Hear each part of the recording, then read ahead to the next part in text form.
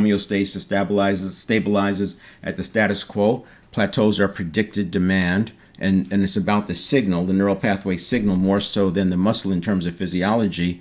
But in certain terms of cognitive, the plateaus are about the signal, not necessarily what you know. This is why, I say to know and not do is not that much better than not knowing. So most people are performing far below what they know. They're utilizing far less than what they know. Allostasis stabilizes upward, so you're constantly signaling to the system that it has to level up. Demand exceeds prediction, and there are 7 drivers. This is what I mentioned: novelty, intention, precision, complexity in cognitive activity, balance in physical activity, progression, intensity bursts. That's in cognitive.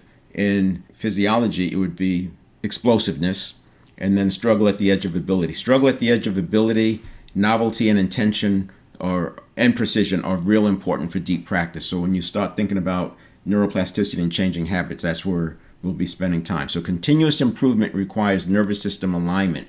You don't want to be behind. You don't want to be catching up. You want to be pacing with the rate of change. The next one I want to look at is the 7-step reset. 7-step reset, these steps absorb the thousands of stimulus response cycles we have per day. So we're constantly being bombarded by external stimulus or stimuli, and then internally we react to our own stimuli. The research tells us that there's over 30,000 of these per day on average. So clearly some people have more, some people have less. If you just do it from a math standpoint, just make the assumption that, okay, 38,000 to 33,000 is what it is, and you're awake roughly 65,000 seconds a day. You can say that over a period of time you have X number of stimulus response cycles, and these are about 1 to 2 seconds apart because it's every other second. And then it processes. Now, some of these are benign. Some of these are just, I saw that, I'm going to do this. I thought about that, I've got to do this.